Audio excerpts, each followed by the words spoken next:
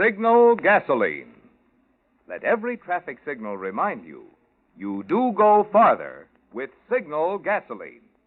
Yes, you do go farther with Signal.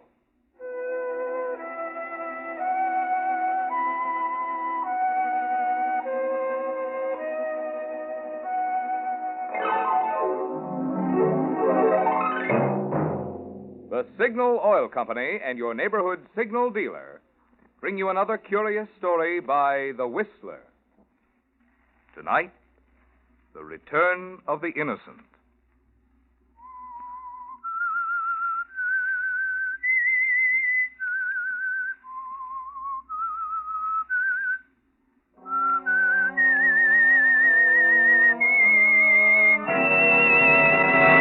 I am the Whistler, and I know many things, for I walk by night.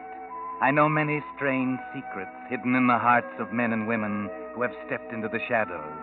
Yes, I know the nameless terrors of which they dare not speak.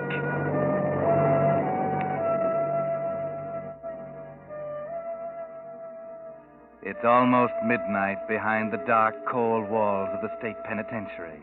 The warden and the chaplain, Father Maloney, have just about finished the last of a series of weekly talks with Phil Carter, a series of Saturday night suppers which have been occurring for 10 years. This is Phil Carter's last night as a prisoner, and he listens to the chaplain praise the many good things Phil has done for the men inside these walls. And, too, it's amazing, Phil. You've raised the morale of the men here by 50%, increased the quality of the food and the quantity without a raise in budget from the state. Thank you, Father Maloney. You've instituted recreational and vocational reforms that have endeared you to every man in the place. Warden? Yes, indeed, Father. Phil is a wizard with figures, an economic wizard. Everything he did, he figured out first on a piece of paper.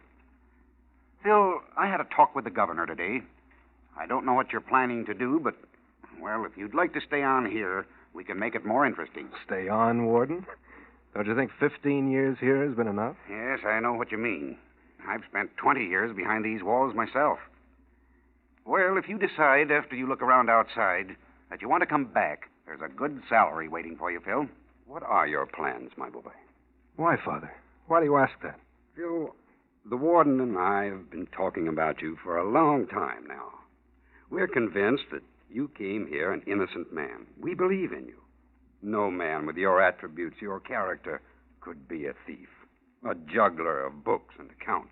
That's right, Phil. We think you were framed. But we're worried about your leaving. We feel, well, that you might get yourself into some real trouble and come back to us in a way we wouldn't like to see. And you're offering me this permanent job with the state because you think I've figured out who railroaded me and will seek revenge on that person. Well, now we... Well, I have figured it out. I know now who really did it. I know who was responsible for my spending 15 years here. But, gentlemen, on my word of honor, I won't touch a hair of that person's head. When I get tired of roaming around, I may accept your offer as director of prison economy, but I doubt it. I've had enough of prison for one lifetime. Midnight, Phil. You're a free man. The car's waiting to take you to the station. Thanks. Good night, gentlemen. And please don't worry about me. All my intentions are of the best.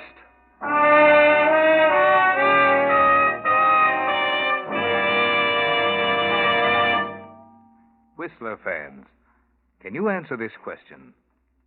Who brings you the Whistler? I hope you said Signal Oil Company, because we of the cast have a little favor we hope you'll do for us. You see, radio surveys show that the Whistler has been getting more and more popular each week until today. No program on the West Coast has more listeners than the Whistler. Now, that's mighty good news. We hope it means you're really enjoying this program. If so, then as a favor to us, won't you please tell your neighborhood signal dealer that you enjoy the Whistler? Probably you already know your signal dealer. If not, my bet is you'll agree he's a good man to know. Because, being in business for himself, he does the most conscientious job he can in servicing cars. And today, with his thorough experience, plus finer quality signal products, He's doing a great job helping today's aging cars run better and last longer. Yes, and he'll be mighty pleased to know you enjoy the program he's bringing you. So won't you drop in this week and tell your signal dealer you enjoy the Whistler. He'll appreciate it, and we of the cast will appreciate your favor. And now, the Whistler.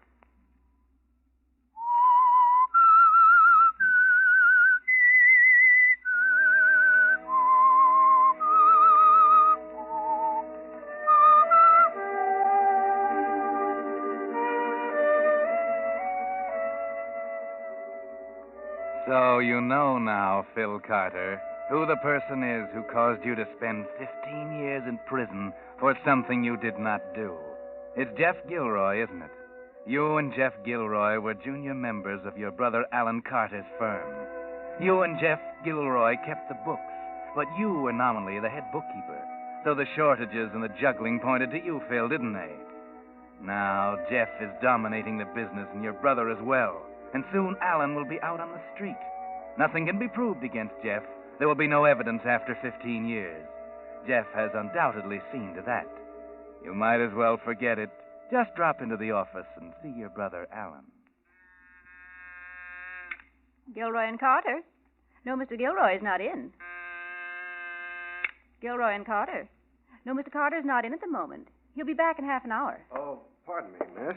Mr. Carter not in, or Mr. Gilroy? No, Mr. Carter is out for a while, and Mr. Gilroy has gone to see his doctor. Oh, isn't Mr. Gilroy feeling well? No, Mr. Gilroy has had a number of attacks lately, and he's been visiting the doctor several times. Just who are you? Why, I'm Mr. Jones. I had an appointment with him. Well, he never returns to the office when he goes to the doctor's. I presume he's gone to Dr. What is his name? Dr. Dr. Benton. Yes, Dr. Benton. He's in the... In the Hellman building. He's a specialist, I think. Specialist? Oh, of course. Dr. Benton, in the Hellman building. I'll try to catch him there. Well, if you care to see Mr. Alan Carter, he'll be back in a short while. No, thank you. If I miss Mr. Gilroy, I'll come back in the morning. Good day.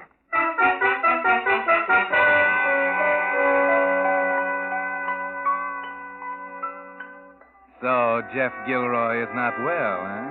Visiting a specialist. And what kind of a specialist? The telephone directory lists Dr. Benton as a cardiologist. A heart specialist. So you stand staring for a few moments, Phil. Something is going through your mind. What is it?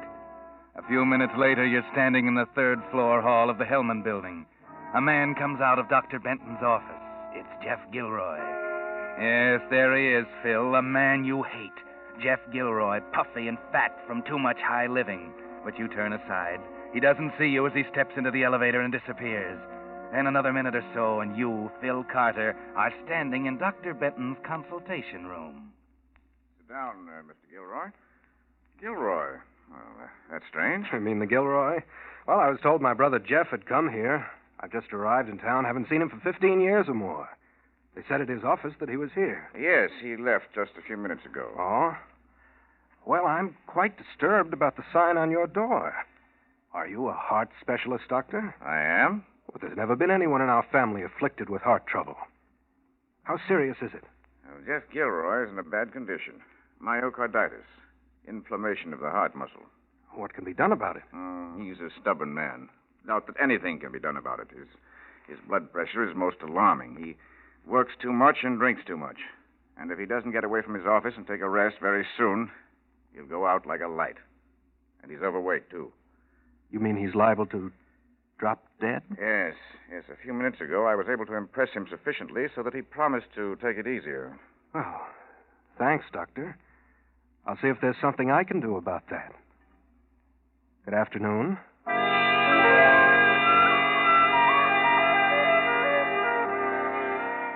Well, there's a sardonic smile on your lips as you leave the doctor's. This is what might be called poetic justice, isn't it, Phil? Jeff Gilroy liable to drop dead at any moment. It's more than you'd hoped for, but can you leave it at that, Phil? After all the hours of hating him, can you leave it at that? No. Phil Carter steps into a telephone booth and makes a call. A call to Jeff Gilroy's home. Just a short talk with old David, the butler. But it'll be enough, won't it, Phil? You'd like to be there when Jeff arrives, wouldn't you?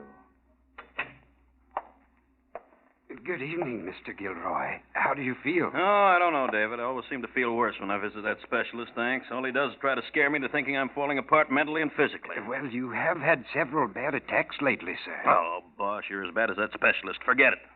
Anybody call? Yes, sir. There was a gentleman from the insurance company called this afternoon. Insurance company? What insurance company? I don't know, sir. He said the office informed him you'd gone home for the afternoon. Well, what did he want? He wanted to tell you that his company couldn't issue that policy on your life. What? On my life? I haven't applied for a policy. He said to tell you that $100,000 was a large policy, and they'd found it necessary to check up on your condition and learned that you were much too bad a risk because of your heart condition. Who was this man? Did he tell you? Why, yes, he told me, and he told me the name of his company, but I can't remember either, sir. I thought you'd know about it. Oh, confound you, David. You're an old fool. I should have gotten rid of you years ago. Sorry, sir. $100,000 policy, eh? And they checked on my condition. Give me that phone.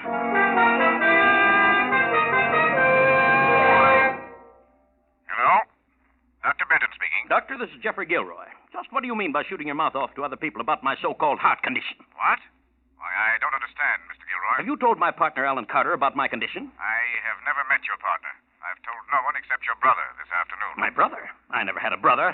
That man was an investigator from an insurance company. Oh, well, I'm sorry about that. But try to get yourself under control, Mr. Gilroy. I've warned you about the results of excitement. Yes, all right. Goodbye. Well, how do you like that? Now, who'd want to take out a $100,000 policy on... Except... So that's my partner, Alan Carter. Ah.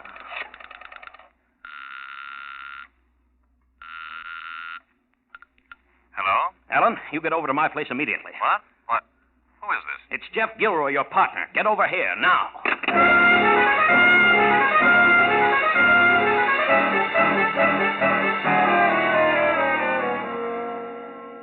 Well, Alan, what delayed you? Delayed me, Jeff? I couldn't have come any faster. Well, what's wrong with you? Your face is red as fire. Why shouldn't it be? What do you mean by trying to take out an insurance policy on my life without consulting me? What kind of a scheme have you got up your sleeve? An insurance policy on you? Why should I attempt to do anything like that? Did you figure it was an easy way to pick up $100,000?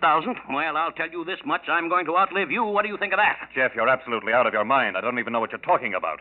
Now, take it easy. An insurance investigator went to that specialist I've been visiting. The man posed as my brother and got the dope from the doctor that I had heart trouble. Heart trouble? I didn't know that. No? Then the insurance agent called here and explained that they couldn't issue a policy on my life. Well, if I took it out or applied for a policy, why would they call you? Wouldn't they call me about that? Huh? Oh. Well, I never thought of that. I certainly didn't apply for a policy. I know you're in a bad condition, but such a thought never occurred to me. So you think I'm in a bad condition? Well, any fool could see that. If you're too stubborn to take a rest, you won't listen to anyone, not even a specialist. And if you haven't applied for a policy, why did that insurance agent call here? Who was he? What company? Oh, I don't know. That stupid old David can't remember. Jeff, you're shaking like a leaf. Come on, man, buck up. Oh, Alan, I've got the strangest feeling, sort of a premonition. Premonition? Of what? I don't know. I don't know how to express it. Disaster.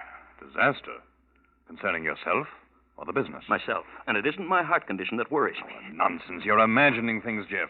Come on, let's go down to the club. We'll mix with some of the boys and try to forget all this. It'll do you good. All right. I'll go. I may even stay at the club for the night. I don't know why, but I don't want to stay in this place all alone. Are you afraid to be alone, Jeff? I don't know what's come over me, but I'm going to stay at the club.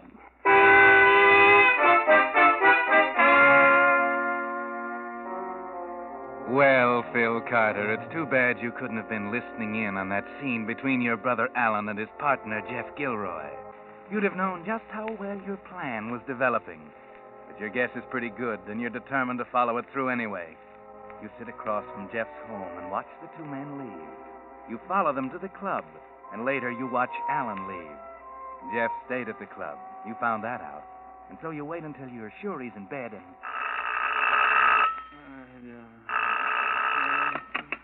Hello?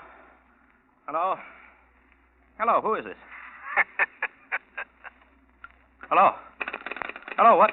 Who?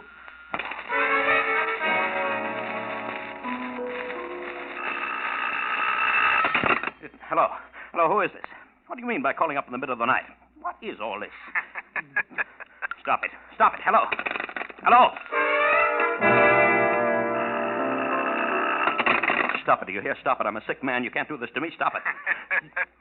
For God's sake, what are you doing? Who is this? Who?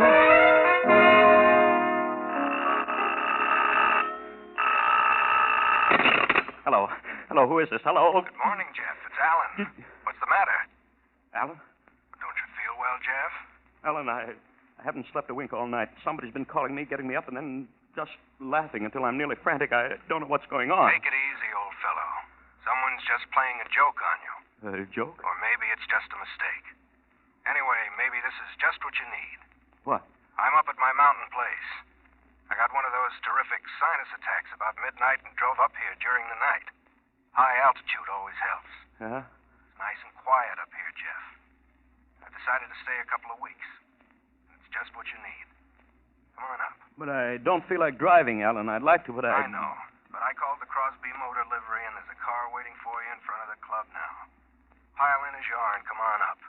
You'll be here in a few hours. It's nice and quiet. Just what you need. All right, Alan. All right. I'll leave immediately. Goodbye.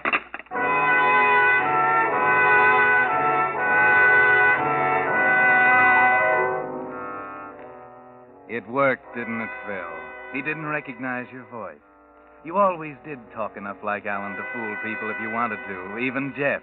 And he's fooled all right, because he's headed for the Carter Lodge in the mountains where Phil Carter is waiting. Yes, you've arranged quite a reception, haven't you, Phil? With a roaring log fire in the fireplace and everything. Very pleasant for a stormy day like this one. Then you disconnected the telephone, didn't you? So Jeff's rest won't be disturbed. And took a single .38 cartridge from the ammunition box next to the gun rack. So you're all ready when the hired limousine pulls up around 3 o'clock in the afternoon and Jeff is there. But then you don't greet him, do you? No, you let him wander around, calling for Alan and wondering. Alan! Alan, where are you? It takes him several minutes to find the note you left him. Gone to the village for supplies. Back in a few hours. Alan. Oh. Jeff walks about nervously for a while, and at last, becoming exhausted, he drops in a chair and falls into a fretful sleep. 2 hours pass. Jeff jumps up with a start after searching the place to see if Alan has arrived as he rushes to the phone. Hello? Hello? Hello? Hello? Dead as a doornail. Reach for the ceiling. Huh? Ben, what's the matter with you? Put down that rifle. You know me? Well, I don't know you. I'm the caretaker. I'm Jeff Gilroy. Jeff Gilroy. Jeff Gilroy, eh? I knew a Jeff Gilroy once. The funny thing, though, looked a little like you. I'm the same Jeff Gilroy. You crazy, Ben? Well, now, how did you know my name was Ben? I'm Jeff Gilroy. Now, put up that gun. I'm nervous enough as it is. Where's Mr. Carter? Mr. Carter? Alan Carter? Certainly, my partner. Why, he's at his office. He's not at his office. He's here. Is he? I ain't seen him. When did he get here, Mr. Gilroy? He called me at 10 o'clock this morning and asked me to come up here. He called from here. Why, how could he do that? Oh. How long has this phone been out of order? It ain't out of order. Leastwise, it weren't at 12 o'clock noon today. I called Mr. Carter at his office at noon. At noon? From this phone? Why, sure. I wanted to know if he was planning to come up here the next 3 days. I wanted to visit my sister in the village. And what did he say? Oh, he said he wouldn't be up here for a couple of weeks. Who built that big fire? What? I thought you did. No, I didn't. Well, I gotta run along now. If you want me, I'll be at my cabin, half mile up the mountain. Just up the main road and turn off when you come to the big Signal oil station. See you in the morning. Good night.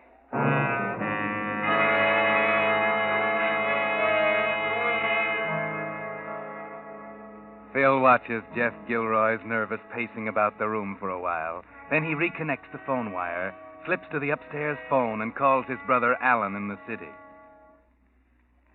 Hello? Hello, Alan. Did you get that note suggesting you check over the financial affairs of your company instead of playing so much golf? Yes, I got it. But have you checked on those affairs yet? Yes, I have. Who is this? I'm the man you wouldn't believe 15 years ago. I'm the man you prosecuted. I'm your brother, Phil. Phil? Where are you? Oh, I'm in town. I've been out a few days. How does it feel to find out you prosecuted the wrong man? Well, there's no proof of any irregularity. There was no proof 15 years ago, Alan. Now I'm going to get the proof myself. So long, Alan. Phil.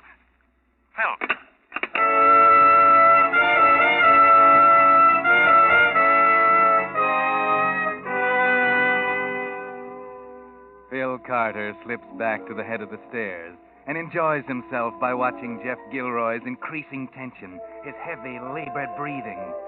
Jeff is terribly worried. He manages to place more wood on the fire, but tries his best to keep away from the windows. About 8:30.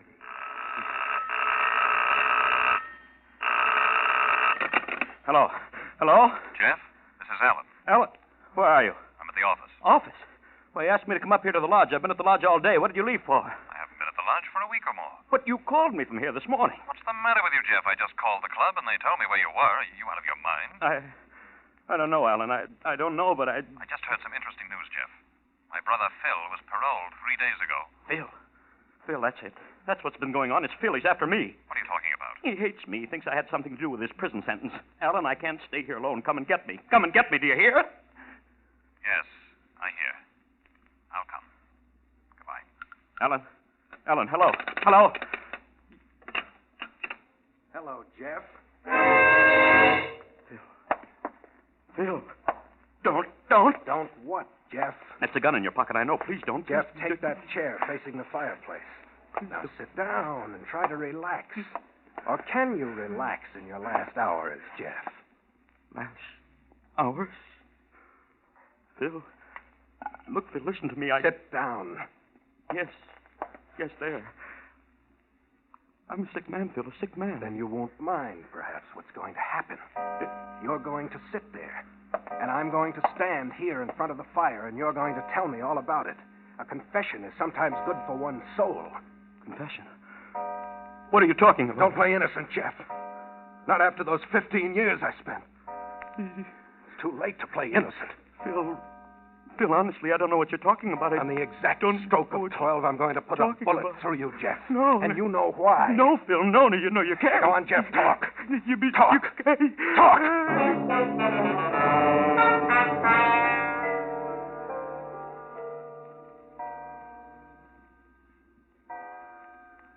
There it is, Jeff. Huh? It's starting to strike 12. You've only got a few more seconds to start talking. Go on, Jeff. Go on, tell me all about it. No. Tell me how you sent an innocent man to prison for a crime you committed. No, Phil, no, I didn't. You're wrong. Please, Phil, you gotta listen to me. You gotta Confession listen to or me. not, Jeff, you're going to die in a few seconds. I've waited 15 years for this. Phil, no, Phil, no. 10, 11. Please, Phil. Please. 12. I'm on my knees, Phil. Now, Jeff, no, now. No.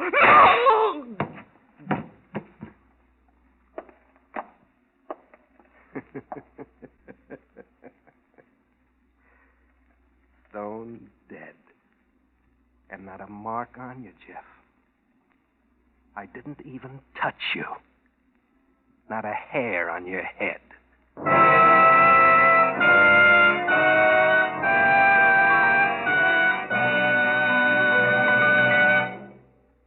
But that's not all to tonight's story. The Whistler will return in just a moment with the strange ending of tonight's tale. Meantime, the Office of War Information has asked Signal Oil Company to inform car owners there will be 40% fewer new tires for civilian drivers during April, May, and June than during the past 3 months. And President Roosevelt has warned that the only way to be sure your car will be kept running is to make your present equipment last. Fortunately, tires can be retreaded more than once if the inner carcass is in sound condition. Small injuries should be repaired promptly before they spread and weaken the tire.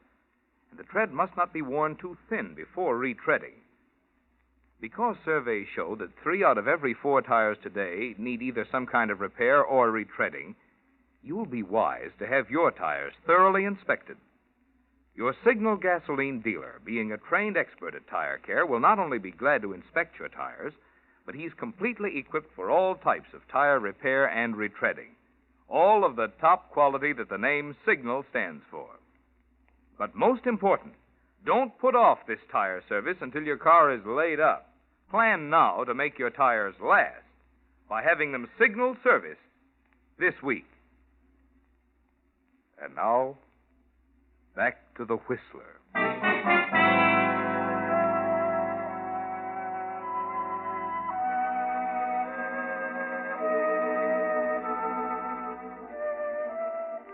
Well, Phil Carter, you accomplished your purpose, didn't you?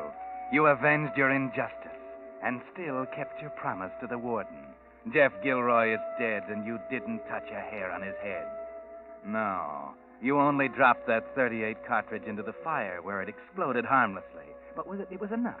Too much for Jeff's heart. It wasn't exactly murder, was it? Except you did know his heart was weak. Another thing, Phil. Didn't it surprise you a little, the fact that Jeff wouldn't confess? Didn't that make you stop and wonder a little? It should have. But then you found that out soon enough. It was just a few minutes after 12. You were just about to leave the lodge when your brother Alan arrived. You were in the hallway and he didn't see you, but he saw Jeff slumped over the chair in front of the fire. And as he walked up, you saw the gun he had in his hand. All right, Jeff. Don't move. Just give it to me quick. What is this that you and Phil are trying to pull? Thought you were pretty smart, didn't you, getting me up here on a trick like this? Well, I came, but I'm ready for you. If you two think you can pin that embezzlement on me after all these years and all the trouble I've taken to cover up, I'll kill you both before I'll admit anything. And you can't prove a thing. Neither of you. You hear me? You can't prove a thing on me. Jeff. Jeff! He can't hear you, Alan. He's dead. Stay where you are. You needn't be afraid of me, Alan. I won't do anything to you. You killed him? The coroner's jury will say he died of a heart attack. But you frightened him to death. Yes. For something he didn't do. Something you did. I? Don't worry, Alan. It doesn't matter anymore. For 15 years, I've hated the wrong man.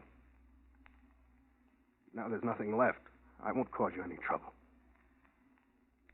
You needn't shoot me or worry about me. What do you mean? I'm going back. Back to prison? Yes.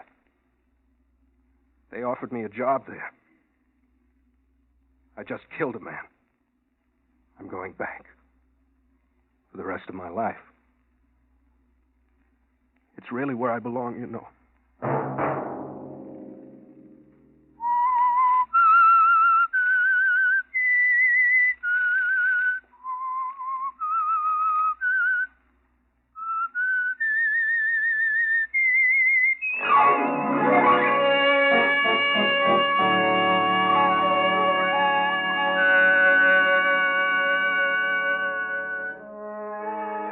Next Monday at 9 o'clock, The Whistler will bring you another strange tale. The Whistler is broadcast for your entertainment by the marketers of Signal gasoline and motor oil and fine quality automotive accessories, and by your neighborhood Signal dealer. This program, directed by George W. Allen with story by J. Donald Wilson, music by Wilbur Hatch, is transmitted to our troops overseas by the Armed Forces Radio Service. This is Marvin Miller speaking, and suggesting you let every traffic signal remind you do go farther with Signal gasoline. Yes, you do go farther with Signal.